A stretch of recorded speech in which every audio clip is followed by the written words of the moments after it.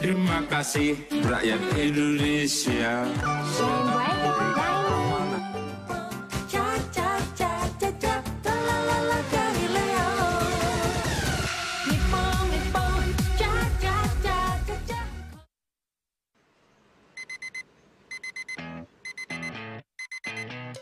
Industri kreatif memang menjadi lahannya anak muda, tidak terkecuali industri musik.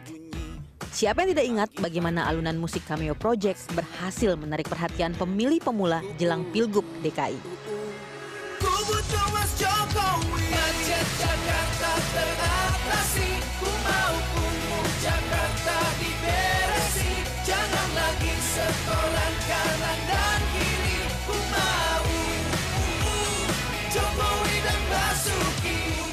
Cameo Project mengubah lirik lagu One Direction, What Makes You Beautiful, menjadi lagu Jokowi Basuki.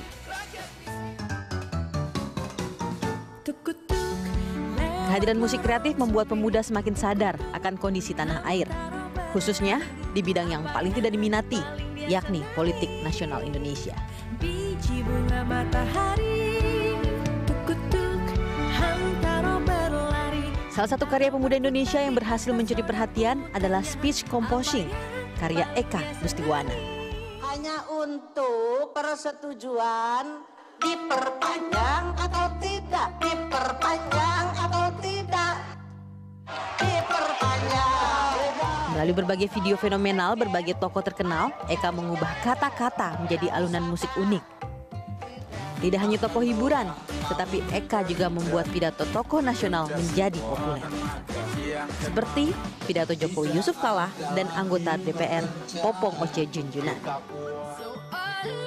Tidak hanya itu, Eka mengaku musik kreatif juga menjadi media bagi pemuda Indonesia menunjukkan kepedulian dan suaranya terhadap berbagai fenomena di Indonesia. Tim Liputan Berita Satu. Aku senang sekali.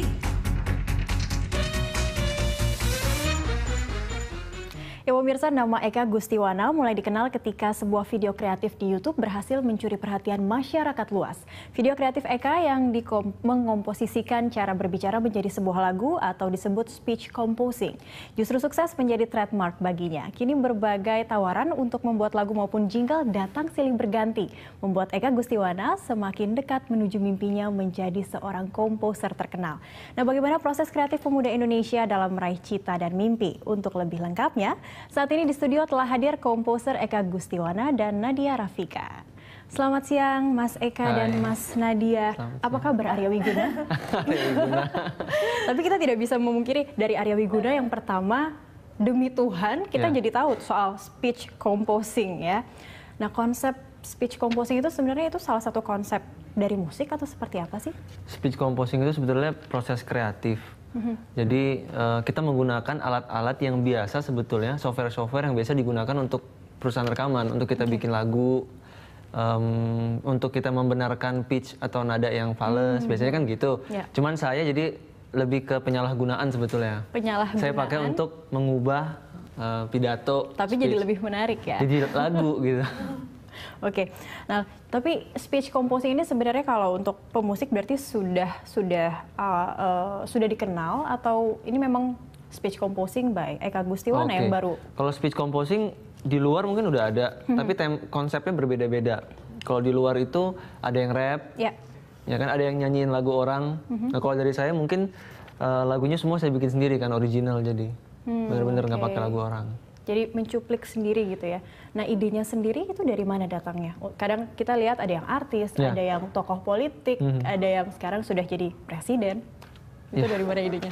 Kalau ide memang muncul itu mendadak pastinya. Setiap kita ngelihat siapapun ya, misalnya Mbak lagi bicara tuh biasanya di otak saya suka ada ide-ide musik. Wah ini kayaknya enak nih diginiin. Itu selalu ada muncul lagi, pasti. Tiba-tiba sudah ada speech composing. Bisa jadi. Oke, lalu ini ada kehadiran Mbak Nadia yang kita lihat di yang sekarang video klip yang ini udah mulai kelihatan nih Mbak Nadia ikut berpartisipasi. Nah Mbak Nadia sendiri sebenarnya awalnya penyanyi atau seperti apa bertemu dengan Mas Eka? Saya awalnya penyanyi, merupakan salah satu finalis dari ajang pencarian bakat ya gitu. Terus memang penyanyi sama musisi selalu ketemu aja kan gitu, dan akhirnya berkolaborasi. Oh, oke, baik. Nah, kalau dari menyanyi dengan speech composing dan menyanyi seperti biasa pasti ada perbedaannya ya. Iya. Seperti apa sih? Ada beberapa lagu speech composingnya Eka seperti yang Demi Tuhan itu saya lakukan dengan benar ya, dengan nada yang benar. Susahnya adalah itu kan karena bukan lirik yang seharusnya ya, kayak itu kan demi Tuhan kamu lihat muka saya kayak gitu kan, liriknya ya kayak gitu. Terus saya harus nyanyiin itu dengan benar, agak lucu gitu, lucu sih liriknya. Ya buat saya orang perlu tahu kalau lagu ini dinyanyiin secara benar tuh gimana sih. Nah makanya saya ajak saya nyanyiin gitu. Oke, jadi Demi Tuhan itu memang dinyanyikan langsung. Ada ya. Akhirnya dinyanyikan langsung sama Nadia Rafika. Oke, baik. Nah tadi kita kembali ke Mas Eka lagi, inspirasi untuk memilih tokoh-tokoh ini dan mungkin artis. Pasti juga jadi update berita dong kan sekarang untuk memilih siapa nih tokoh yang kayaknya pas untuk dibuat speech composing ini. Oke, kalau pemilihan tokoh pastinya saya milih yang punya ciri khas. Karena orang kalau nonton video dan dia nggak kenal orangnya atau orang itu nggak punya ciri khas, ya pasti habis nonton hilang, lupa. Maka kita harus benar-benar pintar-pintar nyari ciri khas dari siapa nih kita mau bikin Pak Jokowi, misalnya Pak JK dan lain-lainnya. Oke, baik. Tapi background Mas Eka sendiri memang dari musik atau mungkin keluarga bermusik atau seperti apa sih? Kalau background memang ayah saya ngajarin musik saya sebetulnya, memperkenalkan gitu. Tapi kalau untuk hidup dari musik, pekerjaan bermusik memang itu pilihan saya sendiri sih. Dan terakhir merusak tapi menarik ya. Oke, baik, kita lanjutkan nanti pembicaraan kita. Pemirsa, Dialog Jurnal Siang akan segera kembali setelah jeda berikut.